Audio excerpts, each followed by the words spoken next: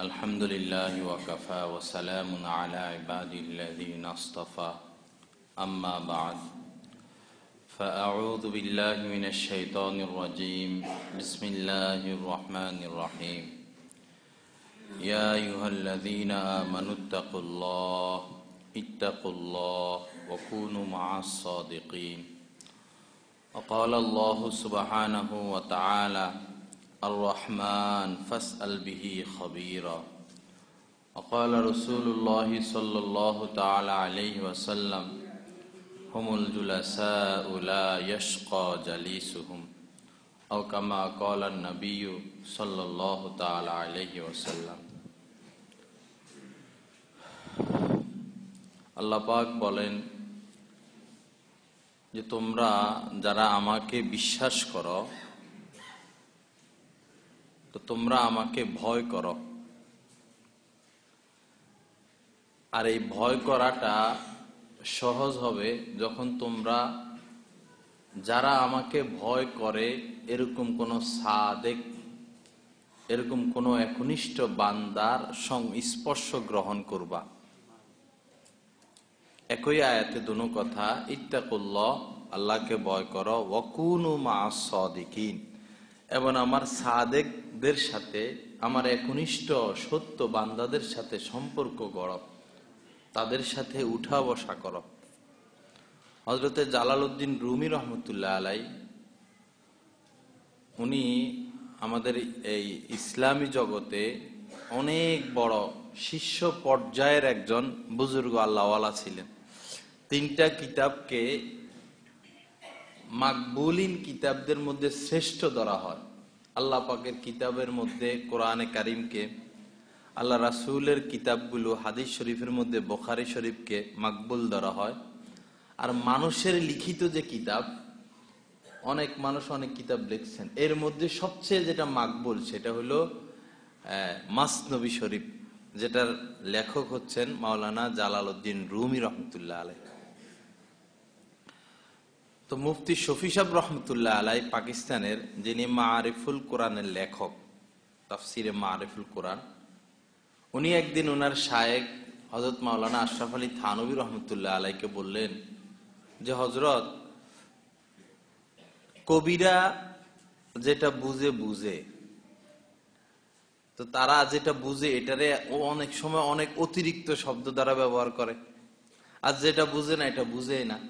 তো বলল ব্যাপার কি হইলা বলো। বলল যে মাসনবী শরীফে একটা কবিতা আছে এরকম ছন্দ, আল্লাহ ওয়ালা যে সমস্ত ব্যক্তি, এই আল্লাহ ওয়ালাদের সোহবতে কিছু সময় বসা 100 বৎসর বেরিয়া, রিয়া না বেরিয়া ইবাদত থেকে উত্তম। তো হযরত মুফতি শফি সাহেব রহমতুল্লাহ আলাইহি বলল, এই কথাটা আমার কাছে বেশি অতিরিক্ত মনে হইতেছে। যাইয়া একজনের সোহবতে কিছুক্ষণ বসলাম আর 100 বছর বেরিয়া ইবাদত থেকে বেশি আমি কামাই করলাম, এটা আমার বুঝে আসে না। তো হযরত থানভী রহমতুল্লাহ আলাইহি বললেন কি, বলল আমি শেরটা পড়ি। তো শেরের মধ্যে লেখা আছে 100 বছর বেরিয়া, হযরতে পড়তে যাইয়া বলছেন 1000 বছরের বেরিয়ার থেকে বেশি উত্তম, আরো বাড়াইয়া দিলেন। কারণ কি? কারণ হলো ইবাদত বন্দিগির দ্বারা আমার আখিরাতে আমি নাজাত পাবো এবং আমার শেষ আমল, শেষ পরিণাম ভালো হবে, এরকম ওয়াদা নাই।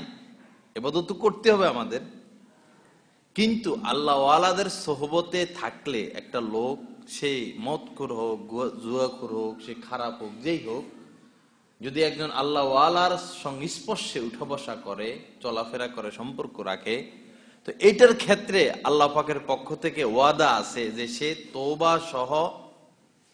তওবা সহ তার ইন্তেকাল হবে এবং তার আখিরাতে নাজাতের ব্যাপারেও আল্লাহ পাকের অঙ্গীকার আছে। সোহবতের এত দাম, এত মূল্য, কিন্তু আফসোস আমরা এই সোহবতটা বুঝি না। এটা হলো দুঃখজনক কথা। নিজের আমল করতে থাকি, নিজে একটা কিছু করতে থাকি, সোহবতের গুরুত্ব। হযরতে ইমাম বুখারী রাহমাতুল্লাহ আলাইহির ওস্তাদ আব্দুল্লাহ ইবনে মুবারক, যিনি পৃথিবীর শ্রেষ্ঠ একজন মুহাদ্দিস ছিলেন, তাকে কেউ প্রশ্ন করলো যে আল্লাহ রাসূলের সাহাবী আমিরে মুয়াবিয়া তিনি শ্রেষ্ঠ না ওমর ইবনে আব্দুল আজিজ যিনি ন্যায়পরায়ণ বাদশাহ ছিলেন পরবর্তীতে, সাহাবী না, তিনি শ্রেষ্ঠ? প্রশ্নটা করছেন যেহেতু ওমর ইবনে আব্দুল আজিজের জামানায় কথিত আছে বাঘ আর বকরি, হরিণ এক ঘাটে পানি খেত, বাঘ হরিণের উপর আক্রমণ করতো না। এত ইনসাফ তিনি কায়েম করছেন। বাদশার মধ্যে ইনসাফ কায়েম হইলে একেবারে প্রজা পর্যন্ত ইনসাফের আসর পড়তে থাকে। আর আমিরে মুয়াবিয়া রাদিয়াল্লাহু তাআলা উনি সাহাবী ছিলেন, উনার জামানায় ব্যাপক পরিমাণ যুদ্ধ হয়েছে। তো যাই হোক, এজন্য প্রশ্ন করছে আমিরে মুয়াবিয়া শ্রেষ্ঠ না ওমর ইবনে আব্দুল আজিজ শ্রেষ্ঠ?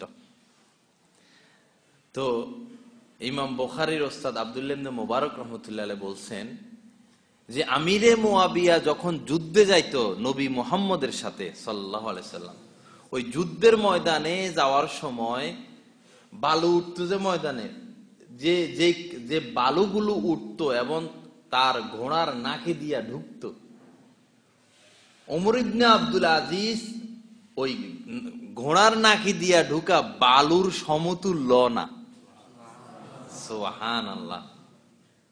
এটা আমাদের আকীদা কাবেরে উম্মতের, যে সমস্ত পৃথিবীর মানুষের, সে যত বড় আলেম হোক, যত বড় বুজুর্গ হোক, ফকিহ হোক, শিষ্যাব হোক, দায়ী হোক, যাই হোক, আমাদের সমস্ত আমলকে যদি এক করা হয়, সাহাবীর যে কোনো একজন আদনা সাহাবীর পায়ের ধুলা পরিমাণও না।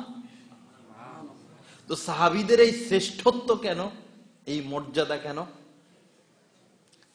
অনেক সাহাবী এরকম ছিলেন জীবনে এক রাকাত নামাজ পড়ারও সুযোগ পান নাই, ঈমান আনছেন, যুদ্ধের ময়দানে ঈমান আনছেন, ওই যুদ্ধের ময়দানে কাফেরদের পক্ষে যুদ্ধ করতেছেন, ওই যুদ্ধের ময়দানে নবীকে এক নজর দেখেই কসম খাইছে যে ইনি কোনো মিথ্যাবাদী হইতে পারে না। ওই জায়গায় ঈমান আনছেন, সাথে সাথে মোড় ঘুরা মুসলমানদের সাথী হইয়া কাফেরদের সাথে যুদ্ধ করা শুরু করছেন। এক ওয়াক্ত নামাজ পড়ারও সুযোগ পান নাই, শহীদ হয়ে গেছেন। ওই সাহাবীরও পায়ের একটা ধুলা পরিমাণও হবে না পৃথিবীর সমস্ত আউলিয়া কুতুবদের সমস্ত আমল। তো সাহাবাদের এই শ্রেষ্ঠত্ব কেন? সহজ কথা, সাহাবাদের এই শ্রেষ্ঠত্ব, এই মর্যাদার কারণ হচ্ছে নবীর সোহবত, নবীজির সান্নিধ্য।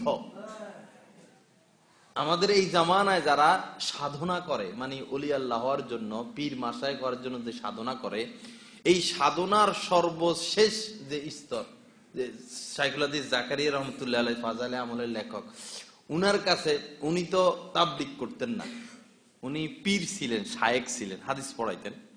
তো উনার কাছে এক লোক যায়, এক মুফতি সাহেব যায় বলল, আপনারা পীর মুরিদি করেন, বায়াত করেন, এগুলো পাইছেন কোথায় আপনারা?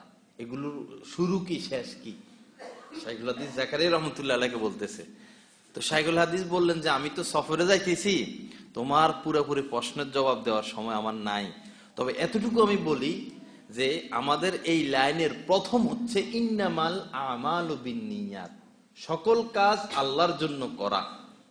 তুমি ভাইবা দেখো তোমার সকল কাজ আল্লাহর জন্য হচ্ছে কিনা।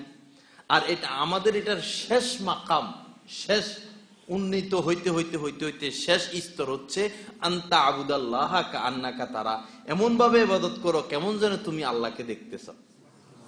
এটা হচ্ছে কি শেষ মাকাম, শেষ স্তর, আনতা আবুদাল্লাহ কাআন্নাকা তারা ফাইন লাম তাকুন তারাহু ফাইন্নাহু ইয়ারাকা। আর যদি তুমি এটা অনুভব করতে না পারো যে আল্লাহকে তো আমি দেখি না, তাহলে কেমন আল্লাহ তোমাকে দেখতেছেন, অন্তত এই অনুভূতিটা যেন তোমার ভিতরে আসে। এটা হলো কি শেষ মর্যাদা। তো একজন মানুষ ইবাদত বন্দেগী করতে করতে করতে করতে, সাধনা করতে করতে এই পর্যন্ত পৌঁছে, এটাকে বলে মাকামে ইহসান। অর্থাৎ ইবাদতে দাঁড়াইলে কেমন যেন আমি আল্লাহকে দেখতেছি, অতটুকু না হইলে অন্তত আল্লাহ আমাকে দেখতেছেন সার্বক্ষণিক 24 ঘন্টা, যতক্ষণ আমি জাগ্রত থাকবো অতক্ষণ আমার ভিতরে এই অনুভূতি থাকা, আহা আল্লাহ তো আমাকে দেখতেছেন, এই অনুভূতি পর্যন্ত পৌঁছাকে বলে মাকামে ইহসান। তো এটা তো 10 বছর লাগে, 20 বছর লাগে, 50 বছর লাগে, কেউ সারা জীবন সাধনা করেও পারে না, আর কেউ অল্প সময় হয়ে যায়। কিন্তু সাহাবাই কেরাম যখনই নবীর হাতে হাত দিয়া ইসলাম ধর্ম গ্রহণ করছেন, সাহাবী হইছেন, কালেমা পড়ছেন, সাথে সাথে তারা এই মাকাম পাইয়া যাইতেন, সাথে সাথে ফাওরান তারা মাকামে ইহসান পাইয়া যাইতেন। কি কারণে? নবীর সোহবতের বরকতে। এবং সমস্ত সাহাবা সিদ্দিক ছিলেন, সমস্ত সাহাবা। বড় সিদ্দিক হচ্ছে সিদ্দিকে আকবর রাদিয়াল্লাহু তাআলা আনহু, হযরত আবু বকর সিদ্দিক, আর অন্যান্য সমস্ত সাহাবারা সিদ্দিক ছিলেন। তো সাহাবাদের এই মর্তবা সির্ফ কিসের বরকতে? রাসূলের সোহবতের বরকতে। তো আমিরে মুয়াবিয়া তো সাহাবী, আর ওমর ইবনে আব্দুল আজিজ বিশ্ববিখ্যাত ন্যায়পরায়ণ বাদশা ছিলেন। প্রশ্ন করছে কে শ্রেষ্ঠ? আব্দুল্লাহ ইবনে মুবারক রহমতুল্লাহ আলাইহি বলছেন যে শ্রেষ্ঠত্বের এখানে কোনো কথা নয়, নাকি দিয়ে যে ধুলা ঢুকছে গোড়ার, ওমর ইবনে আব্দুল আজিজ সেই ধুলারও সমতুল্য না। তো এই মর্যাদা সেই আমিরে মুয়াবিয়ার কেন হইল? কেবলমাত্র আল্লাহর রাসূলের সোহবতের বরকত। আল্লাহ আমাদেরকে সোহবত বুঝার তৌফিক দান করেন। এক লোক, তো সোহবত কি? এক পিঁপড়া কিতাবের মধ্যে আমরা পাইছি, তার মনে আশা যে আমি একটু কাবাঘর দেখব। পিঁপড়ার মনে আশা আমি আল্লাহ পাকের ঘরটা একটু দেখব, কিন্তু সে থাকে শত শত মাইল দূরে। এই শত শত মাইল দূরের থেকে সে কেমনে হাঁটে আসবে? তা হাঁটতে তো জীবন তো এখানে শেষ হয়ে যাবে। শত শত মাইল দূর থেকে কেমনে পিঁপড়া আল্লাহর ঘর দেখবে? কিন্তু তার মনের এক তামান্না, দোয়া মুনাজাত, আমি যেন একটু আল্লাহর ঘরটা জীবনের শেষবারের জন্য হলো দেখতে পারি। তো একদিন কি হইলো, কিছু কবুতর আইসা, ঝাঁকে ঝাঁকে কবুতর আইসা পাহাড়ের উপর নামলো। তো বলা বলি হইতেছে যে এগুলো হচ্ছে সে কাবা শরীফের কবুতর। কাবা শরীফের কবুতর উড়ে না, ঝাঁকে ঝাঁকে কবুতর, ওই জায়গার কবুতর। তো পিঁপড়া ভাবলো পাইছি এক সুযোগ। পিঁপড়া যাই আস্তে একটা কবুতরের পাখার নিচে যাইয়া চুপ করে বসে রয়েছে পশম কামড় দিয়া। তো কবুতর যখন উঠলো, উঠতে উঠতে উঠতে উঠতে সে তো তার গন্তব্যে যাবেই। উঠতে উঠতে যাইয়া সে কাবা শরীফে নামলো, আর এই পিঁপড়ার মনের আশা পূর্ণ হয়ে গেল যে আমি কাবা দেখতে পারলাম। তো পিঁপড়া যে শত শত মাইল দূর থেকে, তার দ্বারা সম্ভব না কাবা দেখা, কিন্তু কিসের বরকতে কাবা দেখলো? কবুতরের বরকতে। তো আমরা যারা সাধারণ মানুষ আছি, আমরা আমাদের সাধারণ ইবাদতের দ্বারা কখনো ইন্নামাল আমালু বিন্নিয়াত, সমস্ত কাজ আল্লাহর জন্য, এটাও অর্জন সম্ভব না। এবং আনতা আবুদাল্লাহ কান্নাকা তারা, ইবাদত করতেছি কেমন যেন আমি আল্লাহকে দেখতেছি, অথবা আল্লাহ আমাকে দেখতেছেন, এই অনুভূতিটা অর্জন, এটা আমাদের একা একার দ্বারা, যেরকম পিঁপড়ার দ্বারা কাবায় যাওয়া সম্ভব না, আমাদের একা একা ইবাদত বন্দেগীর দ্বারা এটা সম্ভব না। তো কিভাবে সম্ভব? যিনি ওই মাকামে পৌঁছা গেছেন, যার সাথে আল্লাহ পাকের একনিষ্ঠ সম্পর্ক, গভীর সম্পর্ক, যিনি মাকামে ইহসানে পুচ্ছেন, যিনি অনেক বড় আল্লাহ ওয়ালা, আল্লাহর ওলি হয়ে গেছেন, যখন আমি তার পিছে পিছে হাঁটবো, যখন আমি তার সোহবত অর্জন করব, যখন আমি তার সম্পর্ক, তার সাথে গভীর নিবিড় সম্পর্ক গড়ব, তো আল্লাহ উনি যে মাকামে পুচ্ছেন, উনার সোহবতের বরকতে আল্লাহ আমাকেও সেই মাকামে নিয়ে যাবেন। কমসে কম আল্লাহ তার উপর যে নিয়ামত দিবেন, সেই নিয়ামত আমাকেও দিবেন। দলিল আছে কি? হুমুল জুলাসা উলা ইয়াশকা জালিসুহুম, বুখারী শরীফের দলিল যে হুমুল জুলাসা, আমার আল্লাহ ওয়ালাদের এই মজলিস, এই তাদের সম্পর্কে উঠা বসা, লা ইয়াশকা জালিসুহুম, যারা আমার এই আল্লাহ ওয়ালা বান্দাদের সাথে উঠা বসা করবে, সম্পর্ক রাখবে, এরা কেউ মাহরুম হবে না। হাদিসে আছে যে কিছু লোক দোয়া মুনাজাত কান্নাকাটি করতেছেন, তো ফেরেশতাদেরকে আল্লাহ পাক আল্লাহ তো জানেনই, তাও জিজ্ঞেস করতেছে আমার এই বান্দারা কি করে এখানে? কয় এরা তো আপনার কাছে মাপ চায়, জান্নাত চায়, জাহান্নাম থেকে মাহরুম চায়।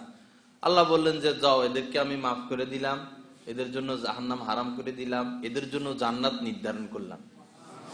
এখন ফেরেশতারা বললো আল্লাহ, এখানে তো অনেকগুলো মানুষ, এরা অনেকক্ষণ থেকে দোয়া মুনাজাত এরকম কান্নাকাটি করতেছেন, তো একজন লোক সে এখানে না, সে পথে দিয়ে হাঁটে যাইতেছে, সে কিছু সময়ের জন্য এখানে দাঁড়াইছে, কিছু সময়ের জন্য সে উনাদের সাথে বসছে, উনাকেও কি মাফের ঘোষণা? আল্লাহ বললেন হে কে, তারাও মাফের ঘোষণা। তো যারা আল্লাহ ওয়ালা দীর্ঘদিন থেকে কত কষ্ট, কত সাধনা করে আল্লাহ পর্যন্ত পুঁছছেন, আমি যদি অল্প সময় তাদের সোহবত অর্জন করি, তাদের সাথে সম্পর্ক গড়ি, তো আল্লাহ এই হাদিসের অনুযায়ী বোঝা যায় যে আল্লাহ পাক তাদের সাথে যে মেহেরবানি করবেন, আমার সাথেও সেই মেহেরবানি করবেন। এই হচ্ছে আল্লাহ ওয়ালাদের সোহবতের বরকত। আল্লাহ আমাদের সকলকে কোনো না কোনো আল্লাহ ওয়ালার সাথে সম্পর্ক গড়ার তৌফিক দান করেন। তো এবং এই আল্লাহ ওয়ালাদেরকে মেসাল দেওয়া হয় কোষ্টি পাথরের সাথে। কোষ্টি পাথর যেরকম লোহা, এ তো সারা জীবন লোহায়, এ যদি একা একা পড়ে থাকে এর মধ্যে জং লাগবে, এক সময় এই লোহা অস্তিত্ব হারাই আসে, মাটি হয়ে যাবে। লোহা লোহাই থাকবে, লোহা কখনো স্বর্ণ হওয়ার কল্পনাও করতে পারবে না। লোহা যদি যাবজ্জীবন সাধনা করতে থাকে যে দেখি আমি স্বর্ণ হইতে পারি কিনা, আমি স্বর্ণ হইতে পারে কিনা, লোহার দ্বারা স্বর্ণ হওয়া সম্ভব না। কিন্তু এই লোহাই যদি কোষ্টি পাথরের সাথে একটু লাগে, একটু সম্পর্ক গড়ে, তো ফাওরান এই লোহা স্বর্ণ হয়ে যাবে। আল্লাহ ওয়ালাদের মেসাল এরকম। আমার কত খারাপ অভ্যাস, আমি নজর হেফাজত করতে পারি না, আমি গীবত থেকে বাঁচতে পারি না, আমার ইন্নামাল আমালু বিন্নিয়াত হয় না, আমার নামাজের মধ্যে একনিষ্ঠতা আসে না, আমি অশান্তিতে আছি, পেরেশানিতে আছি। বুজুর্গানে দিন বলেন, কোন আল্লাহ ওয়ালার সাথে সম্পর্ক গড়ো, তার সোহবতে বসো, এর বরকতে তোমার এই অশান্তি দূর হয়ে যাবে। তোমার ভিতরে গুনাহের যে উত্থান পতন, এই উত্থান পতন সোহবতের মাধ্যমে দুলিশাত হয়ে যাবে। আমার যিনি দাদা সাহেব শাহ হাকিম মোহাম্মদ আক্তার সাহেব, এত বড় আরে বিল্লাহ তিনি ছিলেন, বিশ্বময় এত বড় আল্লাহর ওলি। সাধারণত আল্লাহ পাক খুব কম, দুনিয়াতে সাধারণত খুব কম হয় এত বড় আল্লাহর ওলি।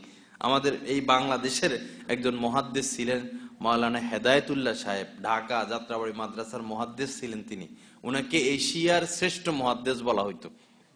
উনি হযরত থানবীর সোহবতেও বসছেন। তো এই শাহ হাকিম আক্তার সাহেব, যিনি আমাদের দাদা সাহেব, উনি একসময় বাংলাদেশে আসছেন। আসার পরে এই পৃথিবীর এশিয়া মহাদেশের এই শ্রেষ্ঠ মুহাদ্দিস যাই হাকিম আক্তার সাহেবের সামনে এইভাবে ছোট বাচ্চাদের মতো বসে থাকতেন। অথচ ইনি এলমের দিক দিয়া কত ঊর্ধ্বে, আর উনি আল্লাহর ওলি সাহেব। তো উনার সামনে কেন যাইয়া নত হইয়া বসে থাকতেন? কারণ তার সাথে আল্লাহর সাথে সম্পর্ক, তার সাথে আল্লাহর সাথে সম্পর্ক। তো এই শাহ হাকিম মোহাম্মদ আক্তার সাহেব বললেন যে যখন আমার বয়স 16, আমি দেখলাম আমার ভিতরে একটা পরিবর্তন, আমি দেখলাম আমার ভিতরে যৌবনের একটা প্রেরণা, আমি আমাকে স্থির রাখতে পারতেছি না, আমার মধ্যে গুনাহের প্রবল আগ্রহ, আমি এই দিক চলে যাই, সেই দিক চলে যাই, ওই পথে চলে যাই, সেই পথে চলে যাই, নিজেকে কন্ট্রোল রাখা দেখলাম আমার দ্বারা সম্ভব না। তখন আমি কি করব? আমি হতবাক হয়ে গেলাম, বিষণ্ণ হয়ে গেলাম, বিস্মিত হয়ে গেলাম, কি করব আমি? তখন আমি আমার শায়েখ সে আব্দুল গনি ফুলপুরি রহমতুল্লাহ আলাই, তিনি হযরত থানবীর খলিফা, বলেন আমি সে আব্দুল গনি ফুলপুরি রহমতুল্লাহ আলাই সোহবতে চলে গেলাম। আমার শায়েখের সোহবত সান্নিধ্যের বরকতে আমার যৌবনের যে এই উত্তেজনা, এই প্রেরণা, এই উত্থান পতন দেখলাম হযরতের সোহবতের বরকতে সব নিমিষে ঠান্ডা হয়ে গেছে, মিসমার হয়ে গেছে। এবং এই সোহবতের বরকতে তিনি যেরকম আল্লাহওয়ালা ছিলেন, ইনিও এরকম আল্লাহওয়ালা হয়ে গেছে। এই হচ্ছে সোহবতের বরকত। যাদের কপাল পোড়া তারা তো বুঝে না, যাদের কপাল পোড়া তারা তো বুঝে না। একজন লোক ছিল না ইয়েমেনে, সাহাবী হইতে পারেন নাই, কি যেন নাম, রাসূলের জামানায় ওয়াজ করুনি। হ্যাঁ, আল্লাহ রাসূল বলছেন এক সময় যে আমি ইয়েমেন থেকে ঈমানের ঘ্রাণ পাই। সুবহানাল্লাহ, ইয়েমেন থেকে ঈমানের ঘ্রাণ পাই। ওয়াজ করুনি, চিঠি লিখছে, ইয়া রাসূলুল্লাহ আমি তো আপনার প্রতি ঈমান আনলাম, আপনাকে এক নজর দেখার জন্য, এর থেকে প্রিয় জিনিস দুনিয়াতে আমার নাই। যদি আমি আপনাকে এক নজর দেখতাম, আমি তো, আমার দিন কাটে না, রাত কাটে না, কিভাবে আমি আপনার কাছে আসবো, আপনাকে দেখবো। কিন্তু ইয়া রাসূলুল্লাহ আমার মা তো অসুস্থ, অন্ধ, আমার মাকে দেখার আর কেউ নাই, এই মুহূর্তে আমি কি করি? আল্লাহু আকবার। আল্লাহ রাসূল বললেন যে তুমি তোমার মায়েরই খেদমত করো, মায়ের কাছেই থাকো। এই ওয়াজ করনি, আল্লাহ রাসূলকে দেখার সুযোগ পায় নাই, কিন্তু সম্পর্ক তো ছিল। তো মরার আল্লাহ রাসূল যখন ওফাত গ্রহণ করবেন, শেষ বিদায়, তখন হযরত ওমরকে বলে গেছে, ওমর, ইয়েমেন থেকে এই নামের, অমুক এলাকার এই নামের একজন লোক একসময় মদিনা আসবে, সে যখন মদিনা আসে তুমি তার কাছে যাইবা, যাইয়া তাকে বলবা যে আপনি আমার জন্য দোয়া করেন। ওমর হচ্ছে, আল্লাহ রাসূল বলছে আমার পরে কেউ নবী হইলে ওমর হইতো। ওমর সাহাবী, আর ওয়াজ করনি তো সাহাবী নয়, যেহেতু রাসূলের সাক্ষাৎ সে পায় না, সাহাবী নয়। অথচ ওমরকে বলছে তুমি তার থেকে দোয়া নিবা। বুঝে আসে না কথা? ওয়াজ করনি। তো এই ওয়াজ করুনির এবং একটা জুব্বা আল্লাহ রাসূল রাইখা গেছে, বলছে আমার অমুক পেয়ারা বান্দা আসলে তাকে এই জুব্বাটা হাদিয়া দিবা। তো ওয়াজ করুনির এত মর্যাদা, জুব্বা দিয়া গেলেন এবং উমরকে বলছেন সে আসলে তুমি তার জন্য তার মাধ্যমে দোয়া করা, বা ঠিক আছে না কথা। ওমর সবসময়, হযরত ওমর উৎফুল্ল থাকতেন, পেরেশান থাকতেন। ইয়েমেন থেকে কোন জামাত আসলে সফরে হোক, হজের সফরে হোক, ব্যবসায় কাফেলা হোক, ওমর যায়া মদিনার কোনায় বসে থাকতেন যে সেই লোক আসে কিনা, তার জন্য দোয়া করানোর জন্য এত পেরেশান থাকতেন, সেই লোক আসে কিনা। এত মর্যাদা ওয়াজ করণীর। কিন্তু সে কি সাহাবী? সাহাবী তো নয়। কেন সে সাহাবী নয়? কারণ রাসূলের সান্নিধ্যে বসার সুযোগ তার হয় নাই।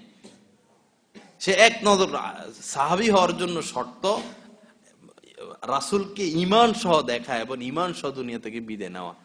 এত মর্যাদা সত্ত্বেও তিনি সাহাবী হইতে পারেন নাই। স্রেফ কিসের অভাব? সোহবতের অভাব। সোহবত এমন জিনিস, আল্লাহ আমাদেরকে সোহবত বুঝার তৌফিক দান করেন। হযরতে জিগার মুরাদাবাদী, এই উপমহাদেশ ওই সময় ভাগ হয় নাই, বাংলাদেশ, ভারত, পাকিস্তান। এই উপমহাদেশের শ্রেষ্ঠ কবি ছিলেন জিগার মুরাদাবাদী, সরকারি কবি, জাতীয় কবি। যখন সে সবসময় আগে পাশে পিছে শত শত গার্ড থাকতো তার, জাতীয় কবি, যখন কবিতা গাইতেন এক হাতে মদ খাইতেন আর কবিতা পড়তেই থাকতেন, মানুষ তার কবিতা শুনতেই থাকতো। এত বড় মাপের কবি, আগে মদ খাইয়া টাল হইয়া থাকতো, স্টেজে যাইয়াও মদ খাইতো আর কবিতা পড়তো। তো যাই হোক, সে শুনতো হযরত থানবীর কথা, যে হযরত মাওলানা আশরাফ আলী থানবী একজন বুজুর্গ আছেন, তার কাছে মানুষ যায়, তার সোহবত গ্রহণ করে, শুধু নাম শুনতো, নাম শুনতো।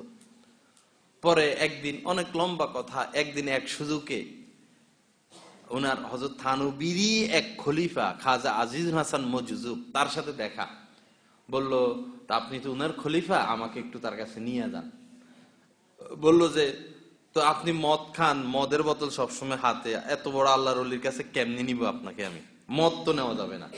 আমি তো মদ ছাড়া থাকতে পারি না। তাহলে তো আপনার যাওয়া হবে না। যাই হোক, বেচারা নিরাশ হয়ে গেল। হযরত থানবীর কাছে যাই খাজা আজিল হাসান মজজুব কথা বলছেন যে জিগার মুরাদাবাদী এরকম আসতে চাইছে, মদ নিয়ে কেমনে খানকা এসে থাকবে, তার হাতে মদ থাকবে, সে একটু পরে মদ খায়, আপনার মজলিসে বসে বসে মদ খাবে, এজন্য আমি বলছি মদ ছাড়া তুমি যাইতে পারবে না, গেলে মদ ছাড়া যাইতে হবে। তো সে বলছে আমি তো মদ ছাড়া বাঁচতে পারি না। হযরত থানবী খুব রাগ করছেন এই খাজা আজিল হাসান মজুব, যে আমি তো মনে করছি তুমি অনেক আগাইয়া গেছো, তোমাকে তো অনেক জ্ঞানী মনে করতাম, দেখলাম তুমি তো জিরোর কোটা, একজন গুনাহগার। গুনাহগারকে তো, গুনাহকে ঘৃণা করা যায়, গুনাহগারকে তো ঘৃণা করা যায় না। আমাদের দায়িত্বই তো হলো এই সমস্ত অপরাধী লোকদেরকে আল্লাহর পথ দেখায় দেওয়া। তুমি নিষেধ করলা কেন? সে খানকায় ঠিক আছে আসতে পারলো না, তাকে আমি আমার বাসায় জায়গা দিতাম, তার সাথে আমি আমার বাসায় বসতাম, তাকে বাসায় বসে আমি নসিহত করলাম, কেন তুমি তাকে মারুম করলা? যাক, পরে আবার দেখার পরে নিয়ে আসছে, এই জিগার মুরাদাবাদীকে নিয়ে আসছে। তো নিজেই আসতে খানকায় ঢুকার আগে মদের বোতল ফালাইয়া ঢুকছে নিজেই। সোহবতের বরকত শুরু হয়ে গেছে। এরপরে খানকায় ঢুকছে, ঢুকা ছিল। এরপরে দুইটা দোয়া করছে, চাইছে হযরত থানবীর কাছে যে হযরত আপনি আমার জন্য দুইটা দোয়া করবেন, এক আমি যেন হজ করতে পারি, দ্বিতীয় আমি যেন দাড়িগুলো রাখতে পারি। সোহবত কি জিনিস, ফয়েজ, আল্লাহ ওয়ালাদের ফয়েজ, বরকত। আল্লাহ ওমর বলল ইয়া রাসূলুল্লাহ, আমি পৃথিবীর সকলের থেকে আপনাকে শ্রেষ্ঠ মনে করি, প্রিয় মনে করি, কিন্তু আমার জানের থেকে না। ওমর এটা বলছে। আল্লাহ রাসূল বললেন, তাহলে তুমি এখনো শ্রেষ্ঠ মুমিন হতে পারলা না। মুহূর্তের মধ্যে যখন আল্লাহ রাসূলের সোহবতেই তো ছিলেন, আল্লাহ রাসূল যখন একটু ফয়েজ দিলেন, নজর দিলেন, দোয়া করে দিলেন, মুহূর্তের মধ্যে হযরত ওমর বলল ইয়া রাসূলুল্লাহ, এখন আমি পৃথিবীর সবার চেয়ে, এমনকি আমার জানের চেয়ে আপনাকে প্রিয় মনে করি। আল্লাহ রাসূল বললেন, তুমি এখন কামেল মুমিন হইছ। সোহবত, বরকত, আল্লাহ আল বারাকাতু মা আকাবিরকুম, আল্লাহ রাসূল বলছেন হাদিস, যে বরকত হচ্ছে তোমাদের বড়দের সাথে, তোমাদের বড়দের পথ পন্থা, তাদের জীবন, তাদের চলাফেরা, তাদের উঠা বসা, তাদের ইবাদত বন্দেগী, তাদের এই জীবনের মধ্যে বরকত। তোমরা নতুন রাস্তা বাইর করো না, তাদেরটা অনুসরণ করো, তাদেরটা ফলো করো। তো যাই হোক, এই জিগার মুরাদাবাদী এই অল্প সময় সোহবতে থাকিয়া তার এই পরিবর্তন, দাড়িও রাখার দোয়া করলেন এবং হজও দোয়া করলেন, পরে আবার চলে আসছেন। অনেকদিন পরে আবার হযরত থানবীর সাথে দেখা কোন এক মাহফিলে। এখন হযরত থানবী দেখে চিনলেন না, দাঁড়াই, মাথায় টুপি, গায়ে লম্বা জামা। জিগার মুরাদাবাদী বলল, হযরত আপনি কি আমাকে চিনলেন না? না, চিনি নাই তো, আমি সেই ওই মদখোর কবি। ঘটনা হইল কি, সে যখন খানকা থেকে আসলো, আয়সা এখন আর মদ ধরে না, মদ খায় না, ওয়াদা করে ফেলছে পাক্কা আর মদ খাবো না। এখন অসুস্থ হয়ে গেছে, খাদ্যেই ছিল মদ, অসুস্থ হয়ে গেছে, পুরা সরকার কাইপা উঠছে তার অসুস্থতার কারণে। জাতীয় কবি, সরকারি ভাবে বড় বড় ডাক্তারদের বোর্ড তৈরি করা হলো তার চিকিৎসার জন্য, সর্ব রকমের ব্যবস্থা সরকারের পক্ষ থেকে। এরপরে ডাক্তাররা এক কথাই বলল যে আপনি এখন মদ খাওয়া শুরু করেন, এখন সুস্থ হবে, আর যদি মদ না খান আপনার সুস্থতার কোনো ফায়সালা নাই। তো জিগার মুরাদাবাদী সোহবত তো পাইয়া আসছে, জিগার মুরাদাবাদী বলল, আচ্ছা তো আমি যদি মদ খাওয়া শুরু করে দিই কতদিন আমি বাঁচবো, আমার হায়াত কতদিন? ডাক্তাররা বলল 7-8 বছর হয়তো হায়াত পাইতে বাঁচতে পারেন, যে অবস্থা 7-8 বছর বাঁচতে পারেন। জিগার মুরাদাবাদী এই অসুস্থ অবস্থায় হুঙ্কার ছাড়লেন যে আল্লাহর নাফরমানির মাধ্যমে মদ খাইয়া খাইয়া 7-8 বছর বাঁচার চেয়ে আল্লাহর সন্তুষ্টির উপর এই জিগার এখনই মরে যেতে প্রস্তুত, এখন মরে যেতে আমি রাজি, দ্বিতীয়বার আমি মদ মুখে নিব না। সোহবতের বরকত দেখ, আল্লাহ আমাদেরকে বুঝা এবং আমল করার তৌফিক দান করেন। এই জন্য ভাইরা বাবারা, আল্লাহ পাকের কথা, ইত্তাকুল্লাহ, আল্লাহকে ভয় করো, ওয়াকুনু মা'আস সাদিকিন, এবং আমার একনিষ্ঠ যারা বান্দা আল্লাহ ওয়ালা, যাদেরকে দেখলে আমার কথা মনে পড়ে, আগে যাচাই করতে হবে। এখানে ডাক্তারের কাছে যাওয়ার আগে আমরা যাচাই করি না, এখানে অন্ধকারে থাকলে হবে না, ডাক্তারের কাছে যাওয়ার আগে যাচাই করি, খোঁজ খবর নিই, এই ডাক্তারের কাছে রোগী গেলে ভালো হয় কিনা, ডাক্তার ভালো কিনা, ডাক্তার কোন জায়গার ডাক্তার, সব যাচাই বাছাই করে ডাক্তারের কাছে যেরকম যাই, আমার আত্মার চিকিৎসার জন্য আমি যে ডাক্তার ধরবো তার যোগ্যতা আগে যাচাই বাছাই করবো, সে ধান্দাবাজ কিনা, দুনিয়াদার কিনা, সে সুন্নতের অনুসরণ করে কিনা, তার সোহবতে গেলে আমার মধ্যে দুনিয়া আসে না আখিরাত আসে, তার সোহবতের কারণে মানুষ হেদায়েত পায় কিনা, যাচাই বাছাই কোষ্টি পাথরে যাচাই বাছাই করে এরপরে এরকম একজন লোকের সোহবতে বসা। আল্লাহ রাসূল সহজ রাস্তা খুলে দিয়েছেন। আল্লাহ ওয়ালা কারা, তাদেরকে চিনবো কিভাবে? আল্লাহ রাসূল বলছেন, ইদা রুউ যিকিরাল্লাহ, যে যাকে দেখলে আল্লাহর কথা মনে পড়ে সেই আল্লাহ ওয়ালা। ইদা রুউ যিকিরাল্লাহ, যাকে দেখলে আল্লাহর কথা স্মরণ হয়, যাকে দেখলে, যার সোহবতে বসলে, যার কথাবার্তা শুনলে দুনিয়া ছাড়তে মন চায়, নামাজ পড়তে মন চায়, আল্লাহর পথে আসতে মন চায়, সেই হচ্ছে আল্লাহ ওয়ালা। আল্লাহ আমাদের সকলকে বুঝা এবং আমল করার তৌফিক দান করেন। তো মাশাআল্লাহ, আমাদের বিশ্ব ইজতেমা চলতেছে, প্রথম চলতেছে এখন। তো কিশোরগঞ্জ ভৈরব আগামী হয়তো বুধবার বা বৃহস্পতিবারে রওনা হবে।